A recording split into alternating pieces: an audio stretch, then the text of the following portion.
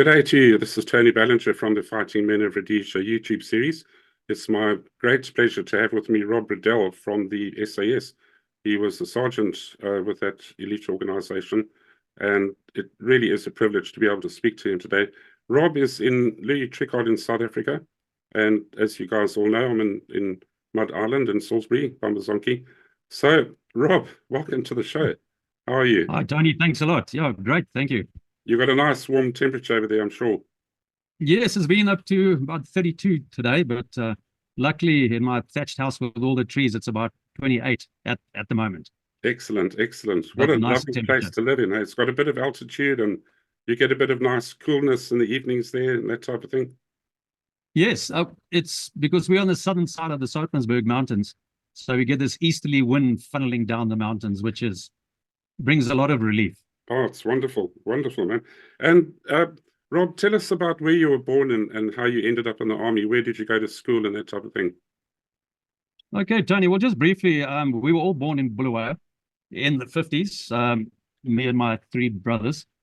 But we moved up well, my dad was transferred up to Bambazonke, Salisbury. And then we were raised on the farm at Headlands with my grandparents on my uncle's place. And boarding school right through, and then high school, 2 years as a day scholar at Churchill. And then my dad was transferred to Sonoya. What year was that at Churchill? That was 71, 72. Right, okay, I was then 72. So you must have been born in 54. 58. Oh, really? Yeah, Yeah. okay. It is the other way around.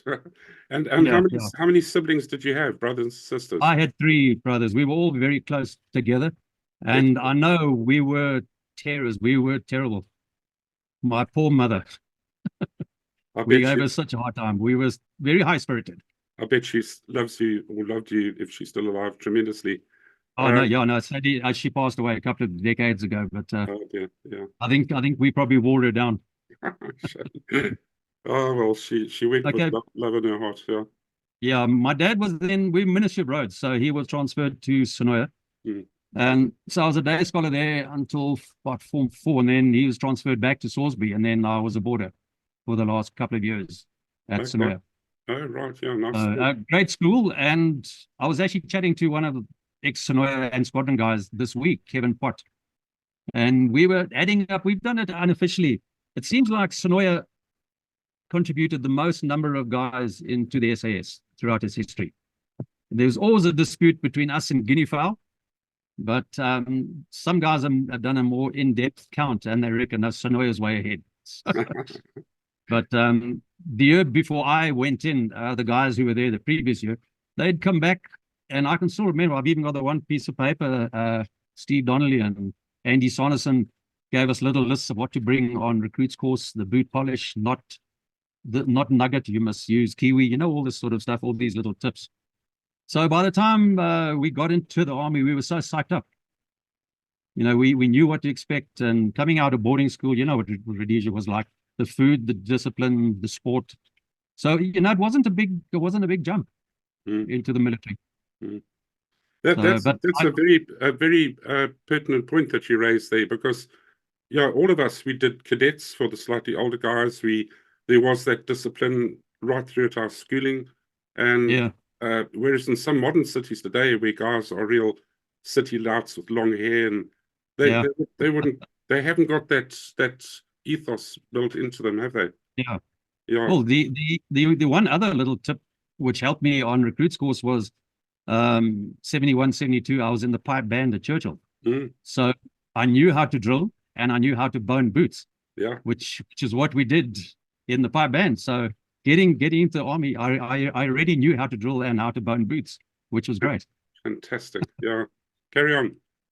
Yeah, and then look, 76 was my last year. I was doing M levels, supposedly, but I'd actually applied after O levels to go on Osby's. My dad was a territorial major in 1RR, so that was going to be a natural progression.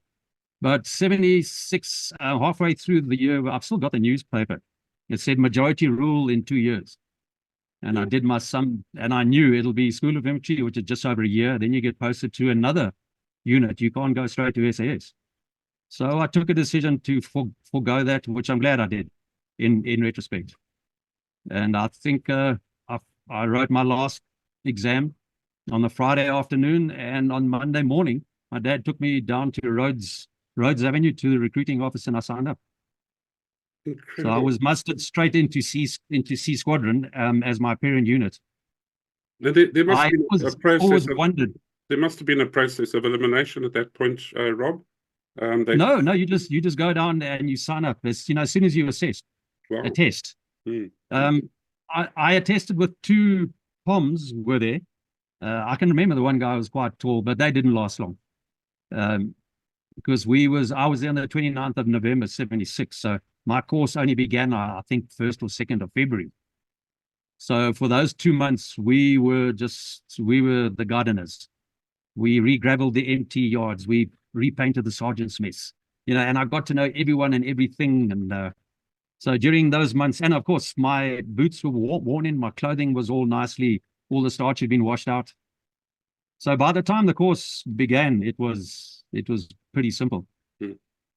But even during that first, I think in the December 76, Captain Peter Jackson was a quartermaster, and he came down to training troop. All the troops, A and B troop, had been deployed. And I think it was B troop were at Kariba, but they were at Makuti, and they needed more Klepper canoe spares, parts or complete ones. I can't remember what it was. But he came to training troop, and there's all us. We weren't even recruits yet. We haven't even started rookie sports. And he said, can anyone handle an FN? And I said, yes, sir, I can. He says, how? I said, I was raised on Cleveland Range with my dad in 1RR. He was a Bisley shottist. So he said, oh, and he gave me one, and can you load and unload? And I did all that. He says, right, go draw a weapon, come with.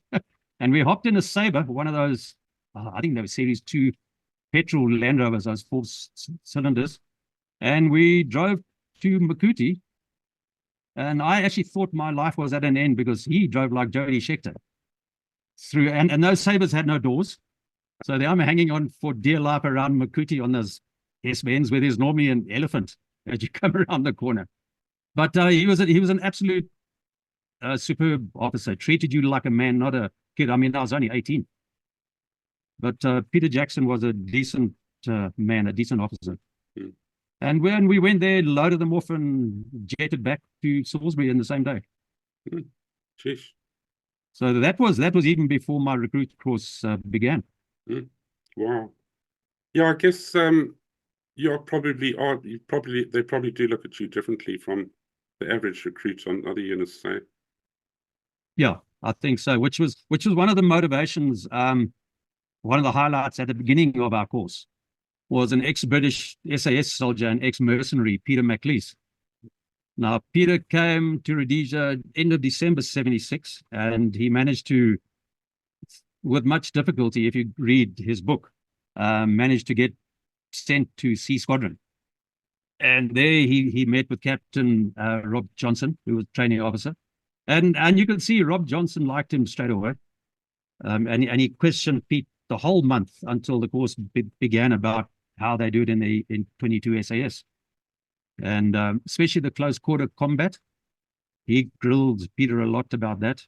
And so Peter and I became mates right from the start, and he mentored me through my whole recruits course. Mm. I think he was about 12 years in the British military, para, SAS, then para, because he was a naughty boy in his youth, and he was asked to leave a few times. But then he ended up as a mercenary in Angola, 76, with that self-styled Colonel Georges Callan. But he was a murderous thug, and he was actually sent to go and arrest him or take him out. But the MPLA got to him first, and he was executed. Mm. And that's when Peter flew back to UK, and then his mate said, no, why don't you go to Rhodesia, which is what he did. Yes. And no, it was great having him there, because you're talking about that caliber of boys out of schools.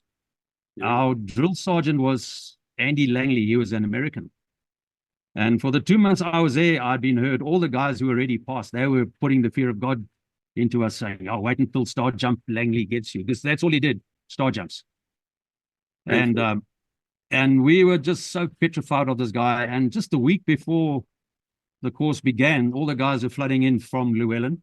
Guys that I knew basically a third of them from school. So the guys were arriving. And this Langley was doing his intimidation. And Peter, being an ex-Special Forces soldier, said, this is not the way you treat Special Force recruits. He says, you know, this is not Llewellyn Barracks or whatever the sort of national service ones were in England. Mm. And he didn't like Langley at all, and it showed. And the first day of the recruits course, we formed up a training troop into our ranks. Okay, I mean, I could drill, Peter could drill. There were a few ex-soldiers we could drill, but the rest of the guys didn't know how to dress. And, you know, by the front left march, and we march off from training troop, and it goes around the corporal's pub, the stagger. And between the training troop and the stagger, which was a corporal's pub, he stopped the squad twice and started screaming at us, you know, which is your normal, you see in the movies, the US Marines, they scream in your face with a spit and everything. But he picked on Pete McAleese both times. So, because there was animosity there, and he kept on picking on Peter. And Peter kept his discipline, and yes, Sergeant, no, Sergeant. And he was screaming, call out the time. And Peter said, yes, Sergeant, which he was, which we all were. Anyway, we marched through onto the tar and then past the officers, turned right by the MT yard, and he stopped us again.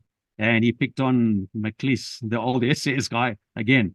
This time, Peter's composure slipped, and he answered back. And he screamed back. He says, I was. And this American drill sergeant was taken aback, and he screamed at him, you go to the guard room, you're on a charge. So Peter came to attention, he shouldered arms, and as he did a right turn, this Langley grabbed his FN, and Peter just exploded. He was like a leopard. He was a short but stocky. He was raised in the slums of Glasgow. Oh. A tough man. Yeah. And he was on his back like a leopard, and he had the FN around his throat. He was crushing his larynx. And the two biggest guys on our stick, I still remember, Chris Shields and Stu Cranswick. They dropped their FNs on the tar, and they ran, and they got Peter off him. And then Peter marched himself off to the guardroom and to Captain Johnson's office. And he'd already heard. Captain Johnson already knew it, and he liked McAleese. Yeah. Murphy's Law, I'll have to... Okay, sorry about that. No problem. Anyway, so Peter knew it, and he said, sorry, McAleese is 28 days in the box. And Peter said, I fully understand, sir, in his good Glasgowian accent. So we didn't see him for the next month, but he came back looking like Superman. Trim. He looked fantastic. And when we were in the troops, I was with Peter on many ops. Chamoyo Op Dingo, I was in the same stick as him. Chamoyo Tembwe, quite a few deployments I was with McAleese. So I learned a lot from that old sergeant. Fantastic, eh? So take us into the training at that point. Look, it was, as I said, you know, all my stuff was there. And when I was at school, I was in the cross-country team, so I could run, but we had one guy, old Howard Muggeridge. No one. He came from Bulawayo. You couldn't get close to Howard. Mugs just left everyone in his dust. And we had another short guy, Claude Botha, who never even made it to his selection course. I think he was ex-Prince Edward. Or Claude, the short guy with white hair, him as well. So I was like the third fastest on our course. But those two guys, but like I said, Claude didn't even make it past the coin phase at Waimine.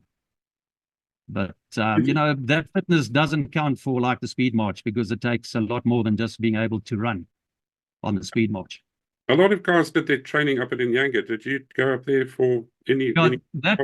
No, that was early days before the Hurricane, before the eastern border opened up with Mozambique. So the selections, and before the war hotted up, they had the all-in, the escape and evasion and resistance to interrogation. That was held there. I think the last one that I know about was maybe in 74. But as the war hotted up, then you got straight onto ops. And so they moved the selection down to Matopus, which, funnily enough, when the Rhodesian SAS was raised after they were disbanded in Malaya in 53, the first selection was done in the Matopus in 61. Yeah, I think that the bush there is very up and down, and boulders and thorns. Oh, yeah. It's a tough area to train in. Look, I must say, one thing I liked about it was all the little streams running through the Matopus National Park were virtually all flowing. So that was great. But in Inyanga too, you would always get a lot of water. Yeah. But in Inyanga, you've got the massive hills. Not that Matopus hasn't. I mean, they've got those massive granite mountains there. But I think it moved, I'm not too sure when it moved across from in Yanga, but it would have been when Thrasher and Repulse opened up. So that was your coin training, counterinsurgency. Where did you go? Yeah, that was at Guaymas. We were there about I think 10 or 12 weeks, and everything was live rounds. It was live rounds every single day. So there was only one day on the whole coin course that we actually used blanks. That was doing encounter actions. Right. And did you work hand in glove with any trackers, African guys, or was it all purely white personnel at that point? No, we learned tracking and basic tracking and survival from the national parks at Wankie. Because remember, Guaymas was to the sort of the western side. Yeah. No, the eastern side of the river, and we just went across the Big Falls Road to Det and into Wankie main camp. So we did basic tracking and basic skinning, and we even did interrogation. I can't remember if it was on my recruits course or my junior NCO's cadre, but we actually had to experience waterboarding, which was not fun. No. Yeah, so I can't recall if that was on the rookies course. Maybe it was on the junior NCO's cadre that we had to submit to some waterboarding. For our foreign viewers who may not be familiar with that term, waterboarding is used to try and extract information from a terrorist or whatever, or a suspected terrorist, and you basically cover his head with cloth and then pour water into his mouth, and it's very effective because you feel as if you're drowning. So yeah, carry on from that point, Rob. Yeah, so we did our anti-tracking and basic tracking there, which we got from the national parks trackers, black guys. I actually still remember the white guy was Stu Hully Miller, who actually was attached to us later on in the intelligence side. So it was quite a tight family that. But we did our map reading there in the Det flays and between the Big Falls Road and Wankie National Park. So, but that was full of elephant. So the one day we actually bumped into a calving herd of elephant in that Mapani. Yeah. And it wasn't scrub, it was mid-height Mapani. And because of the weight, you head down, arse up, and I looked up and I saw this great thing. I thought it was a granite boulder, and as I moved around it, that moved. And then we all got big eyes and said, "Yo!" And we quickly backtracked. Luckily, we were downwind. And it's amazing It's amazing for our foreign viewers' point of view that elephant are incredibly quiet. One would picture 3 tons of meat making a hell of a racket. You can't hear those things move. They are just amazing. Rob, it's only when they're feeding, when they're breaking branches that you actually hear them. Yes. Can you take us through your anti-tracking training? Because a lot of people don't know what anti-tracking is and how it's done. Could you just enlighten the audience? Okay, look, basically it's as you are moving through the territory, bearing in mind that Rhodesian SAS operated 99% outside our borders in neighboring countries, Zambia and Mozambique, and sometimes Botswana. And your anti-track was to walk and leave as little sign of your spoor or footprint as possible. So we were taught various ways of how to do it, what time of the day to actually move. Because if you move in the early morning when there's a heavy dew on the grass, and you move while that hasn't evaporated yet, you leave what they call an aerial spoor, which even from they didn't have aircraft, but us from a chopper, you could track with aerial spoor just by looking where the dew had been knocked off the grass. That was very easy. But partly it was just walking on as many rocky places as possible, as little sandy places, muddy places, just skirting any areas where you would leave a footprint. And did you ever use like Hessian or anything on your feet, or is that something I've dreamt up? No, look, I've heard about that in various, but they're probably Hollywood things. But we used to be issued those "Can't Follow Me" boots.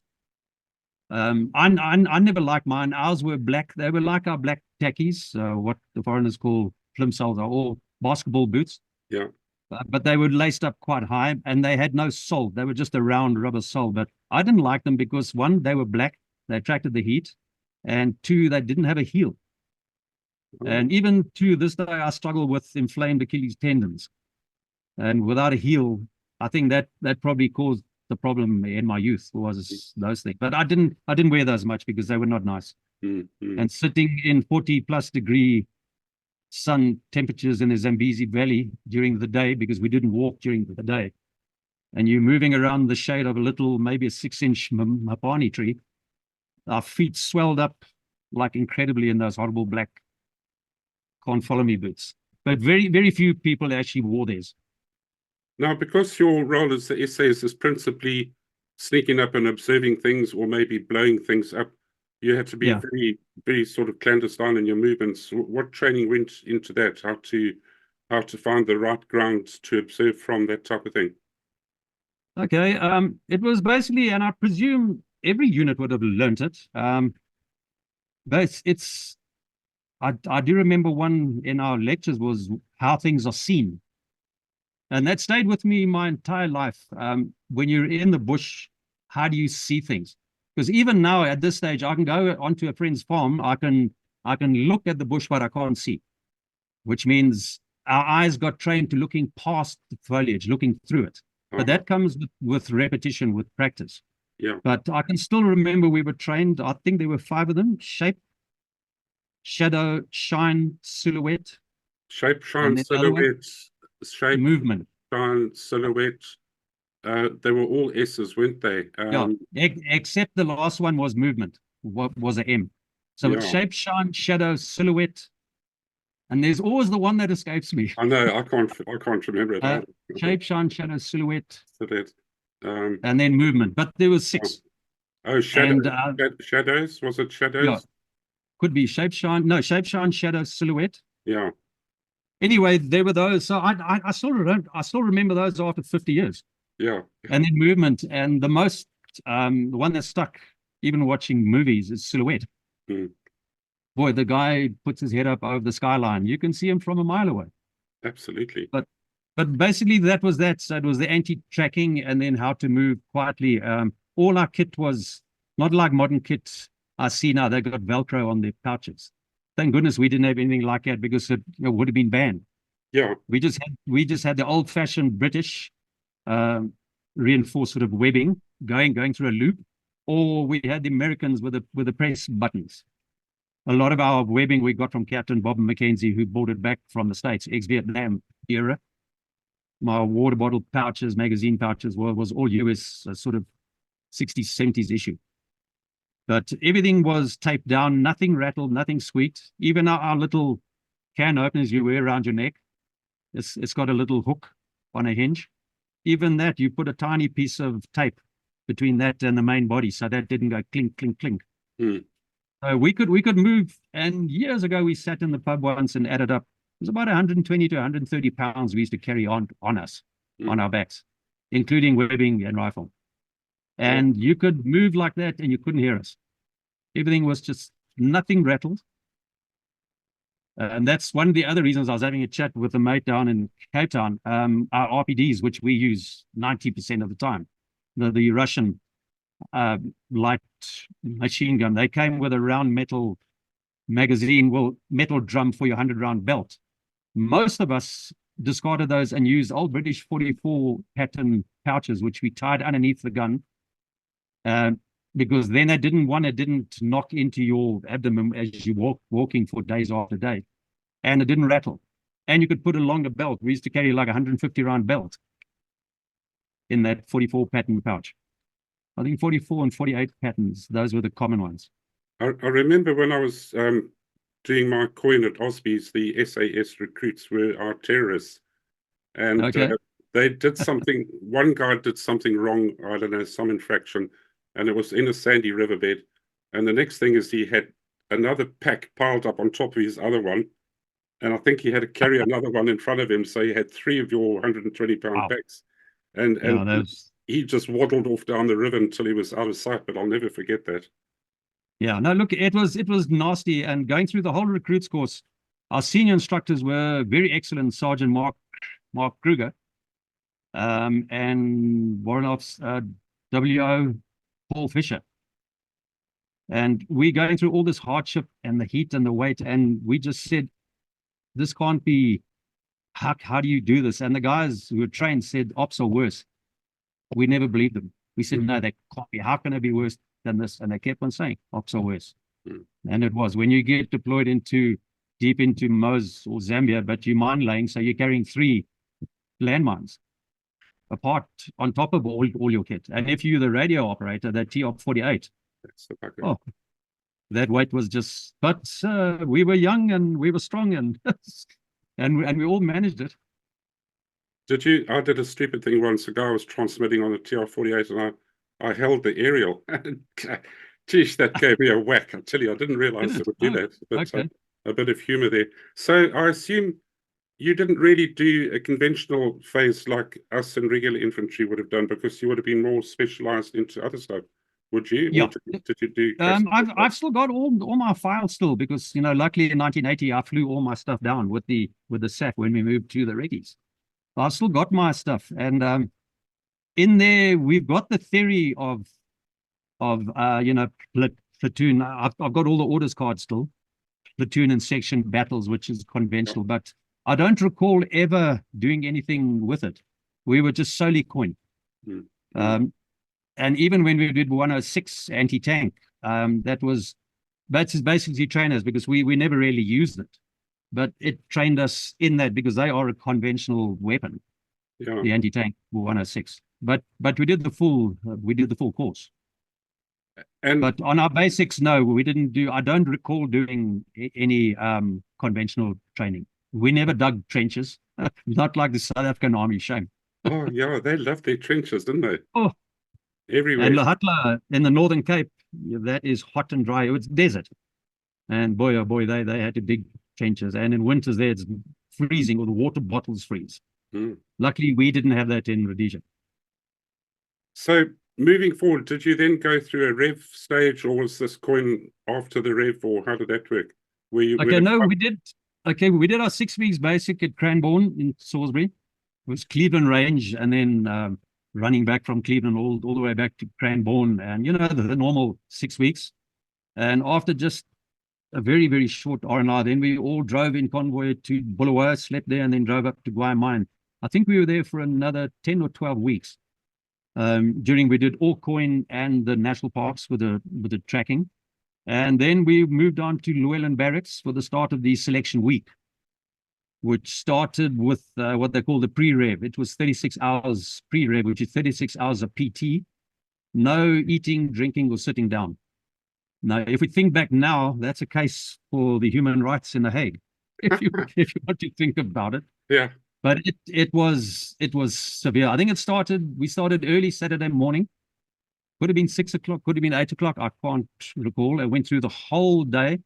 That's continual PT, basketball, fireman's lifts. We did chariot races. Those big army trailers, pushing them up and down the runway at Llewellyn with the instructor on it, as if he was Ben-Hur.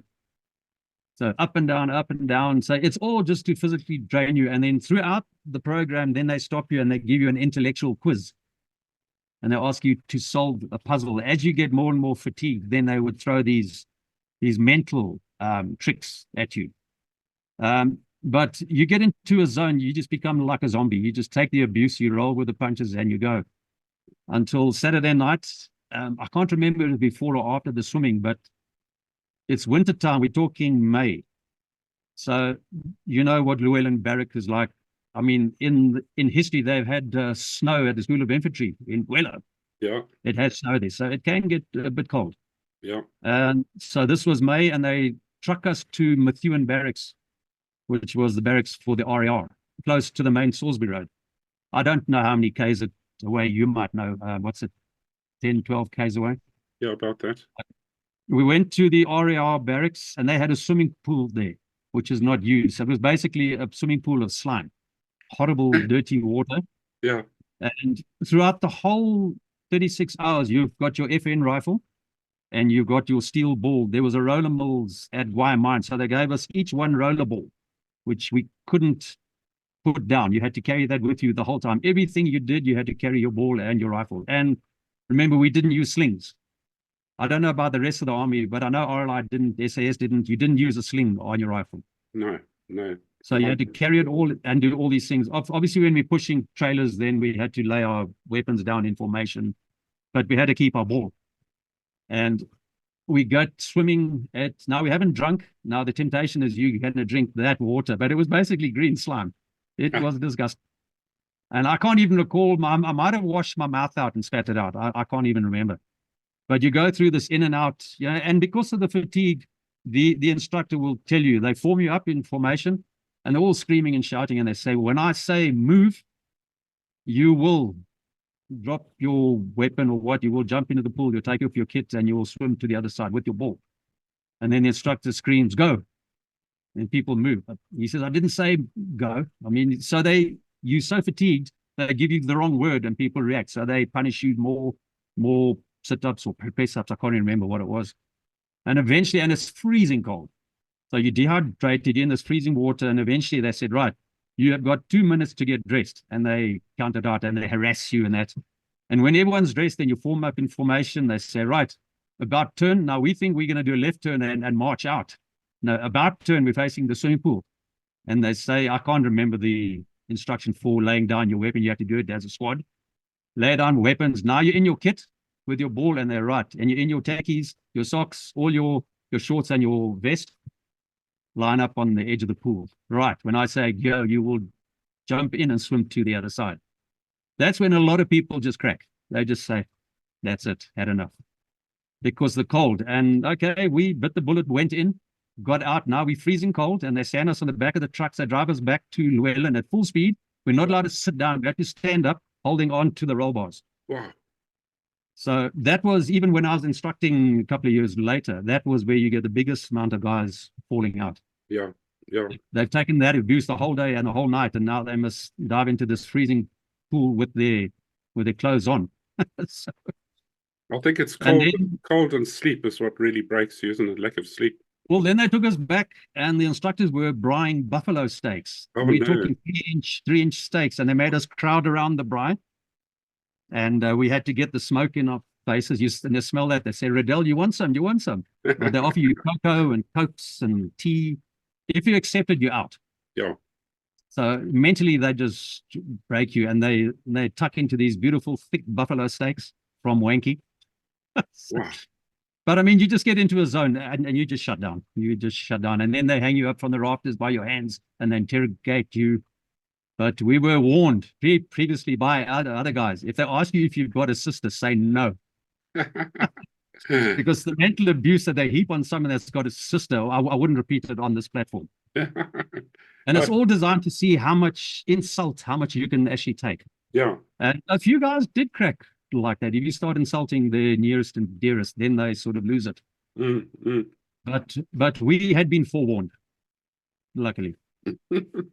And then that went right through it the whole night, and then we had to go through the whole next day, Sunday, doing the same thing until the evening, when eventually they sit us down after the 36 hours, and a lot of people drop out during that red phase. And then they search your kit, your sleeping bags, your jacket, everything, looking for money and maps. So they will go through, and if they didn't like you, they would pick on you. And like they did, like some officers they didn't want. Even when I was instructing, I was the last instructor to do that Sunday afternoon. We were doing basketball. And I had to pick on this young Australian officer from the RLI. The instructor said, we don't want him. So I had to ride him until he gave up. and he stuck in there for a while. And eventually he just saw he wasn't getting anywhere. So he gave up, and I let everyone sit down. But on my course, the guy searching me was Sergeant Pat Flannery, another American, PTI, but a decent guy. We got on well. I liked him. And he's looking through my kit. He's feeling the collars and the cuffs to see if you've sewn money into your clothing. They go through your sleeping bag, your pack. But he didn't do a very sort of intense search. And he kept on asking me, he says, Riddell, where's your money, boy? I said, I don't have any, Sarge. And then he said to me, you wouldn't lie to me, boy. Love it. And that's the southern drawl. I said, no, Sarge. So he didn't search properly, and I managed to get through with some miniaturized maps and some money. Oh, brilliant. But that's part of the process. You're encouraged to beat the system. And because of time, moving beyond that, you went into do specialized things like explosives, canoeing, parachuting, that type of thing? Yeah. Yeah, once the after that 36 hours, then it was another 5 days in the Matopos doing route marches on your own now. Except the first night was we had a big telegraph pole, one of those big ones, creosote poles, and we had to take it across the sort of north western tip of Matopos, from the northern tip to the Kezi Road on the west. It's to the Bambata Caves, which is on the Kezi Road. No one ever makes it, I believe, but the whole object was to see how you all work as a team, trying to move this thing. The Matopos with those granite hills and those forests of trees, you can't move a long pole through these forests. So you have to find ways around it and through marshes and all that stuff. And then from the rest, the next 4 days or 3 days are route marches. And then the final day would be a speed march from Togwana Dam to Silozwe, which is outside the national park. And that's a speed march. And then right at the end, there's a massive granite mountain called Silozwani. And you climb up this thing, and it is, I mean, some of the guys have got blood coming out their boots from their blisters. You know, some of the guys, you can see it as they step, you can see it bubbling out their lace holes. So their boots are full of blood from blisters. Luckily, I didn't suffer with that. But, and then this horrible mountain right at the end, and you think you're at the top, but it's a false summit. And that actually cracks a few guys, because it just stops and there's a little bit of tree and then it goes up again, the same height. And it is soul destroying. But like I said, you know, we were all warned about all these things through our mates that were already there. So, you know, we were quite prepared, but physically, boy, you can never prepare for that. But we made it, and a lot of guys, I think our course was 24, 25 guys passed, which was quite high. Normally, guys have 4, 5, 6 guys pass the course. Are you able to name any of your peers that passed that course, just for memory and history? Oh, yeah, there was a lot. I mean, I was at school with them. There was Doug Tapson, there was Tony Blythe, Deanna Runkis, there was myself. We're all from Sonoya. I'm just naming all the guys from my high school. And there was, and then Stu Cranswick. There's so many guys. Blade McKenzie, also from the same school.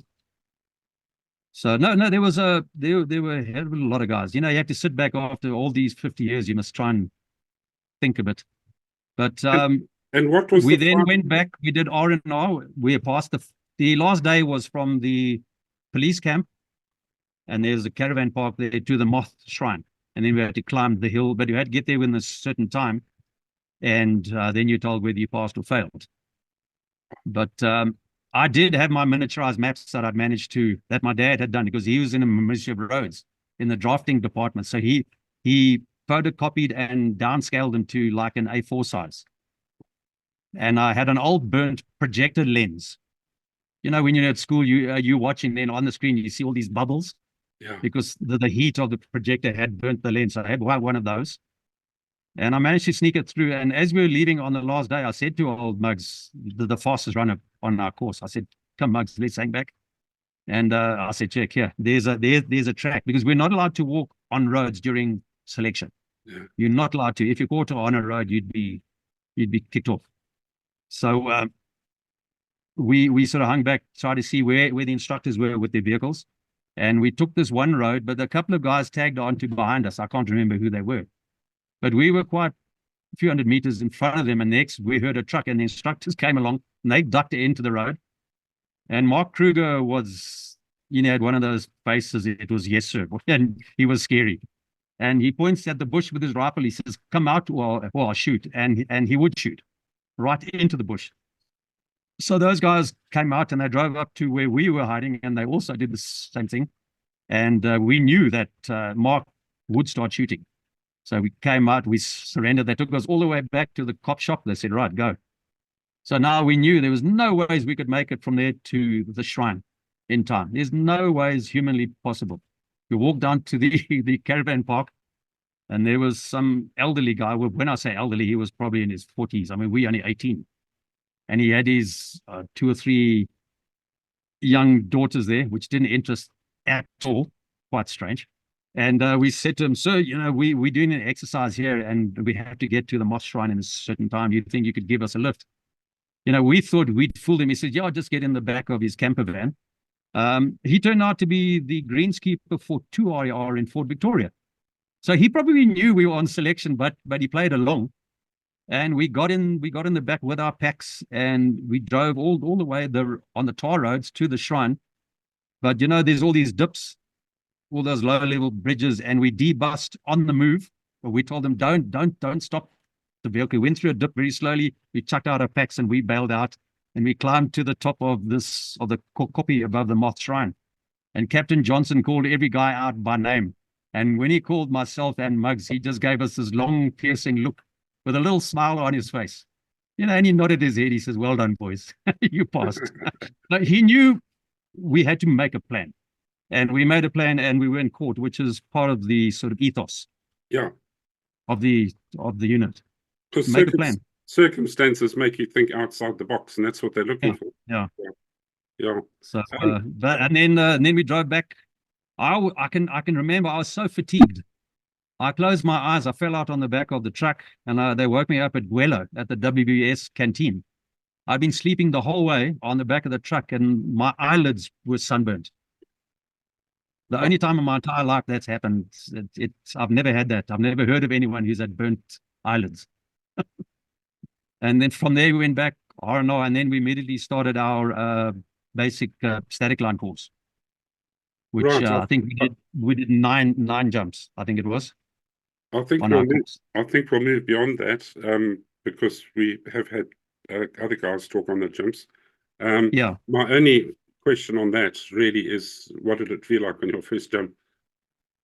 Well, considering I'd never flown in my life when I was on paracourse, so I'm looking at the world from a very, very different perspective. And the engines were going and the wings were still on, and they said to us, "Jump out." Didn't make sense. But no, it was when you're part of a group like that and you pass, I mean you've got the pride. There's no ways that you wouldn't jump. That's 1 in 1,000. Yeah. And then we did that, then did a quick boating course at Lake McElwain, which clipper canoes and Zodiacs. And from there we were then given our postings, and I was posted to A Troop, who were already deployed at Kanyemba, right at the north on the border with Zambia. And so we drove in convoy up through Mount Darwin, through Mashumbi Pools, up to Kanyemba. That must have been about August 77. Take us into your July, August. Take us into your first operation, Rob, from that point. Okay. When we got to Kanyemba, we were taken aside by I think he was a colour sergeant or WO2, Pete Cole, ex-Brit. I think he was Brit Para. I'm not too sure. And he taught us the finer points of mine laying, which was great. You're taught it basically on your course, but then the operators show you all the little finer points. Basically, how to hide. The biggest art of laying a mine is not laying it; it's actually leaving no sign that you've been there. So that, and then we did a full 81mm mortar course on the dirt runway at Kanyemba. And that was with the squadron Sergeant Major Pete Allen, commonly known as Snake Allen. That's for a reason. And it was a fantastic course. So good, so precise. I mean, he was a top mortarman. And right at the end of our course on the Zambezi, because we were in the old, I think I don't know if it was the SAP camp or the old it wouldn't have been Portuguese, probably the old SAP camp. But we were in it's south of the river, maybe 6 km.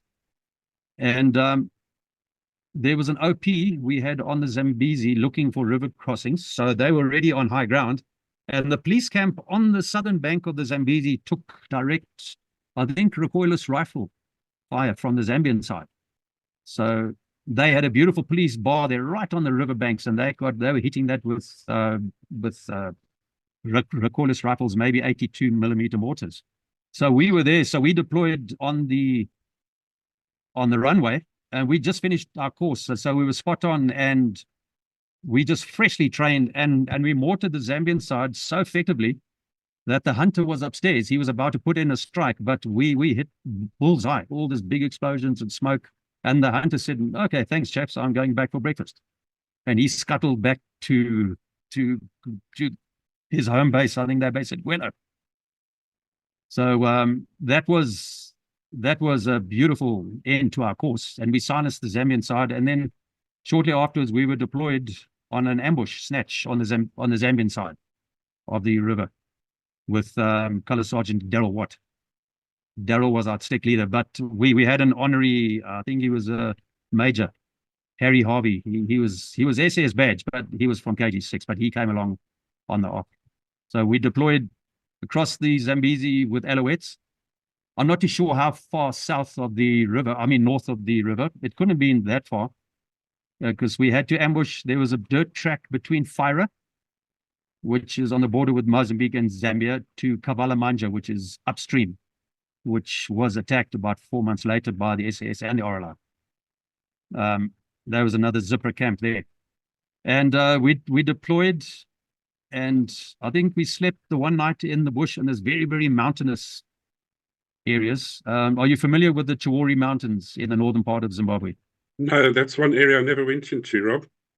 Okay, it is the Razorback Ridges. It's hard to walk there. You have to walk along the bottom in riverbeds. Now, the Zambian side was pretty similar, but we walked down this long spur. We slept the night, I can recall, on a very steep slope. But after about 10, 15 minutes after the choppers had departed, we walking in single file. And next minute, all the guys in front of me are just bailing to the right-hand side, downhill of the path. And I followed them off, and next minute, this black rhino just came charging down the path that we'd just been on, because we were walking along the game trail. You know, it was quite weird, because when you're doing basics, you're taught to deploy from a single file into a sweep line. One goes left, one goes right, one left, one right. Everyone went right. And I thought, why are they all jumping right? And it was this rhino. But that wasn't the first time. Boy, we had a few encounters on that. Yeah. So, and then I think it was the next day, we encountered the track, and then we set up an ambush, and we built grass hides right next to the track. Daryl chose an excellent spot. The elephants had pushed a tree over the track, so there was a little detour around the track. So we then got another tree, and we blocked the detour, and we built grass hides within a few meters away from the track. And I can't remember how long we were there. On about the second day, myself and Les van Blerk, I think Les was a corporal, we were deployed to the east as an early warning. Now, Tony, the heat was incredible. It was so hot, and water was short, so we were running out of water. So I can't remember how many Ks Les and I walked east of the ambush group. And probably, I'd say, maybe 4, 5 Ks, 4 Ks. But after about 2 days there, we had no water. So he sent me on my own to go and look for water. So I took whatever water bottles we had, and I headed off south towards the river. But we're too far. I couldn't go as far as that. And like we were taught on our survival course in Wanky, you dig around rocky corners of rivers and all that. And I did all this stuff, expending sweat, and I found nothing. Oh, no.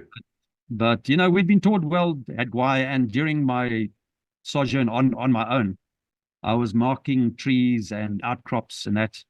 Because on my way heading south, I was charged by a bull elephant. So I took off like an Olympic athlete. I was gone, and he just, at right angles, he just carried on past me. Yeah, that's frightening, that is. Yeah, because I'm on my own. It's my very first trip. I'm still 18. So that one was like a freight train. He just bulldozed this path right through the Jesse bush. Jeez. And because the Jesse bush was so thick, Les and I would sleep on the elephant trails at night. That Jesse was impenetrable. You just could not walk through it. So we slept on the elephant trails.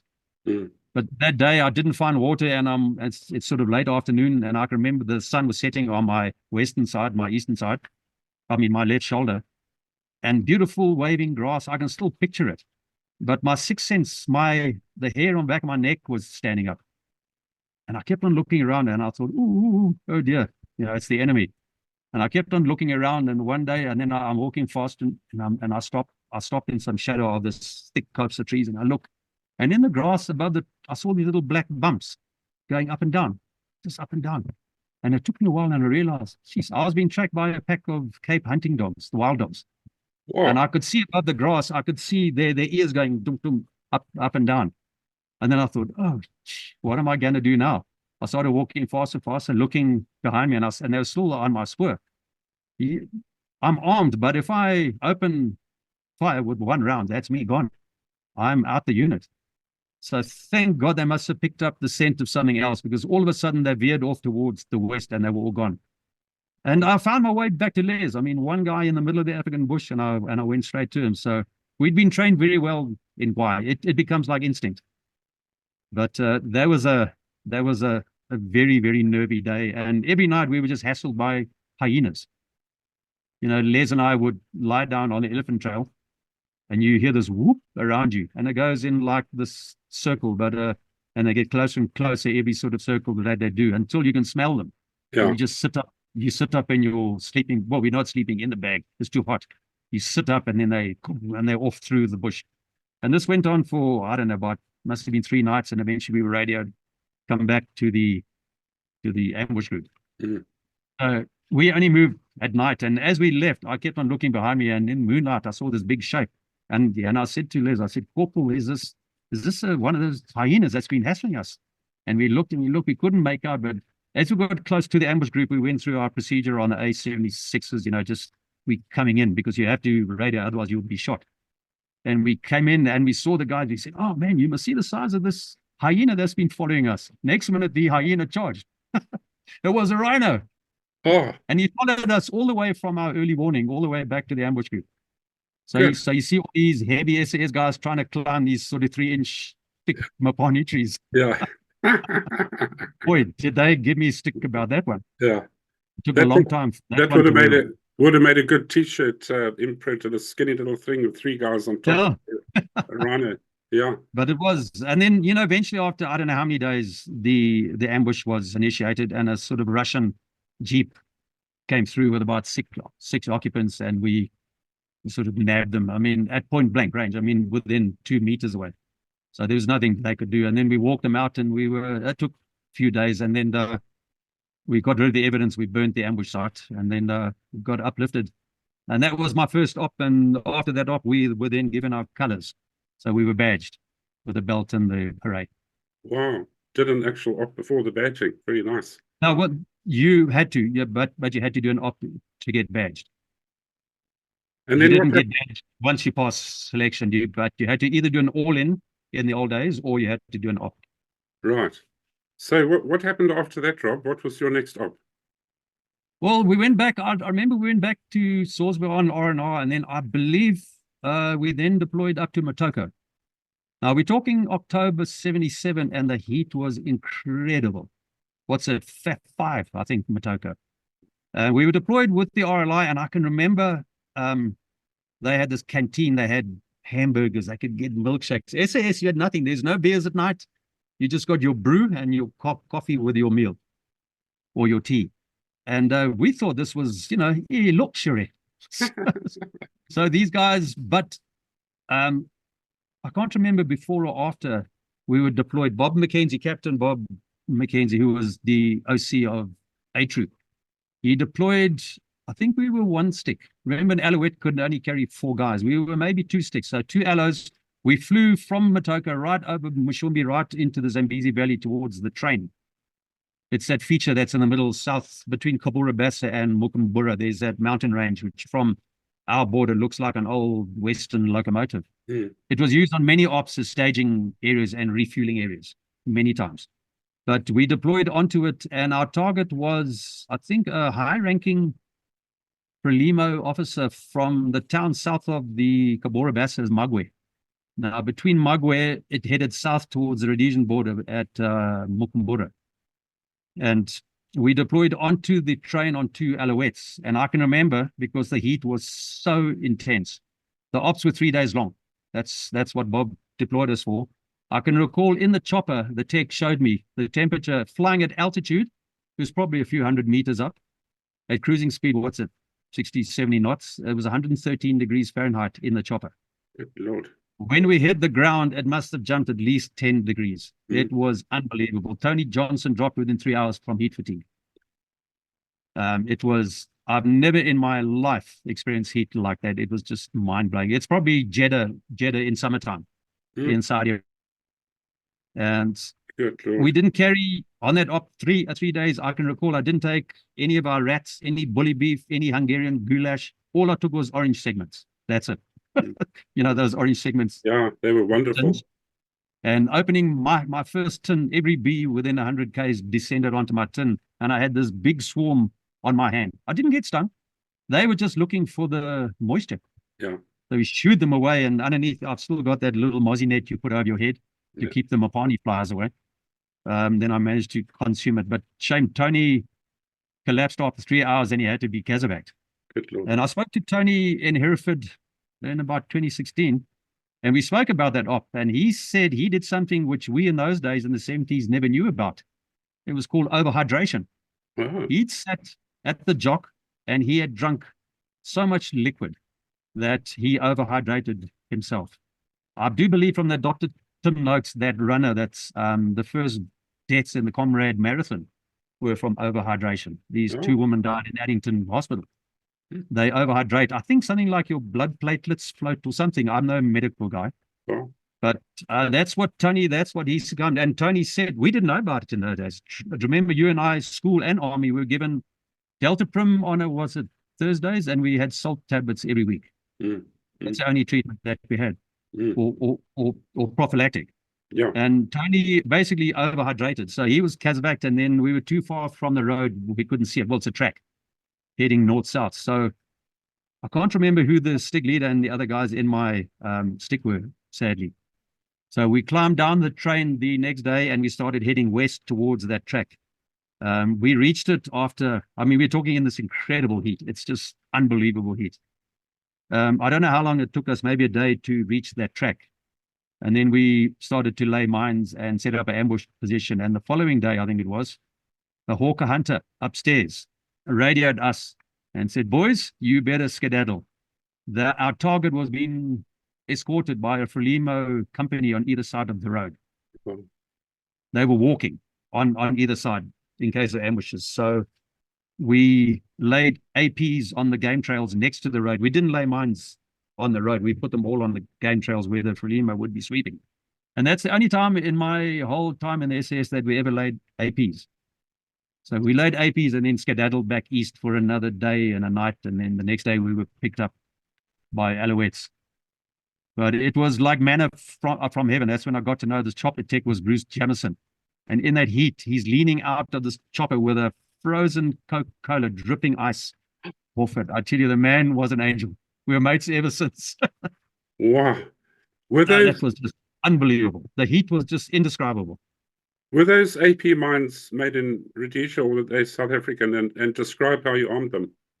No, I think, look, Tony, we didn't have much experience with APs, thank goodness, because that's a horrific, horrible, indiscriminate killing machine, maiming thing. It is. So we only ever used them that one time. We were vehicle mines. I mean, geez, we were aficionados with we had vehicle mines. No, they were just laid, the pin was pulled, and then you go. So I can't even give you any details. I know in my files there is a description of APs, but we never used them. I'm surprised we even had them on us, because from then on, I don't recall ever being issued AP mines. They are horrible, horrible weapons. I drove over one in my 4.5, and I can't believe how it ripped that front tire to pieces, just a little AP mine. So what it does to the human leg is dreadful. Well, sadly, when I was waiting for my recruit course to start in December 76, the squadron did an attack in the Burma Valley in Mozambique, the south of the Bumba, called Rambonai. And on the exfiltration, Lieutenant Bruce Burrell stood on an AP, which was placed on top of a vehicle mine. And it vaporized him and killed Ernst van, I think it was Van Staden was behind him. It took those two out. But Bruce, apparently there was nothing left. Now, I hadn't even started rookie's course when that camp attack happened. But no, that APs, I know they tried to do that for hookies, you know, the landmine detection vehicles. I know that was attempted. They put APs on top of, because I think a Pookie tire dispersed something like 4 pounds per square inch. Very, very little weight. Very little. It's quite a remarkable little machine, actually. Oh, phenomenal. I mean, that was a world first. Rhodesia, when it comes to a Pookie, that was a definite world first. But no, that op was... It was memorable because of the heat. And then after that, we got back to Motoko, and RLI, I think it was 3 Commando. They were short of a whole lot of guys. A lot of guys had been killed. And the one troop was in Salisbury for funerals. So they needed 3 guys to make up a stick, 4-man stick. And there was one RLI guy. He was an Australian guy by the name of Frank Tunney. Frank joined SAS very soon after that. He came straight across to us. So there was myself. I can't recall the other 2 SAS guys. But we jumped in. That was my first op jump. So we jumped in, and that was still when shorts were not outlawed yet. So we're talking October 77. They still hadn't outlawed them. I think just after that, then they said, no, long sleeves and long shirt, long trousers, just for camo. But I saw these RLI guys jumping in fellies, no socks, jumping in fellies with shorts. I jumped with my boots and longs, but I had a T-shirt on. I mean, geez, freedom. I had a T-shirt on with my chest webbing. But it had been so long since my course that I didn't keep my chin on chest when I hit the ground, and I got whiplash. So we formed up into a sweep line, and there's Riddell in the sweep line turning from the waist. I couldn't turn my head. I had to turn from the waist the whole time. And it was painful, but then we got up into this rocky area, and those matoka, just koppies everywhere, and rocks and boulders. There was alpha bombs lying amongst the trees. They'd done an alpha and a Canberra strike. And obviously all the enemy had managed to escape. And there were alpha bombs lying around, and this one RLI troopy walks up and he kicks it. Oh, I had a hissy fit. I said, what are you doing? I mean, it obviously didn't arm because it hit the trees, because an alpha bomb arms when it hits the ground, then it bounces up and it explodes. Yeah, for our foreign viewers, an alpha bomb is a round football size bomblet, and it's got like pressure springs on it or something. When it hits the ground, it bounces and it arms as it goes up, and then it's a mini aerial burst. But as you say, when it hits the trees, it's softened. Yeah, it didn't arm it. So, but I mean, just the intelligence to go and kick that thing, I just couldn't believe it. But anyway, we carried on with the sweep over this very rocky hillside. But I was on a spur, so the rest of the sweep line on my left was going down, and I was on the spur, so I was still quite high up. But I'm right on the right-hand flank. And next minute, a contact breaks out on my left, and I looked across, and I saw this guy in civilian clothes being fired at by all these RLI guys. And he ran behind this massive boulder, must be like 10, 15 feet high boulder. He thought he was safe, but he didn't notice me on his flank. So I put paid to him. And the stick commander was the late Lieutenant Mark Adams, street commander. And I was so... what is the word? I know the Afrikaans word, parade, but I was so into the zone that I kept on pumping rounds into the target. And he was shooting at me. Stop shooting, you. I can't repeat the word here. Yeah. And years later, I got a hold of him on Facebook, and I mentioned the thing. I said, do you remember me? He says, yeah. He can still remember. And he said those most unspeakable words that he said to me. But, and it turned out that was the only casualty of the whole fire force, was Trooper Riddell. And for my sins, the company sergeant major, Ken Reed, made me haul the body back to an LZ, which was an open piece of rock where the chopper could now come and pick it up. But after that, that was the end of that bush trip, and then we headed back. We thought back to Salisbury, but as it turned out, we didn't go back to camp. We actually skirted around town, down Salisbury Drive, towards the west, and we went to Nkomo Barracks, and we refueled our convoy, and we headed on to Makuti the same day.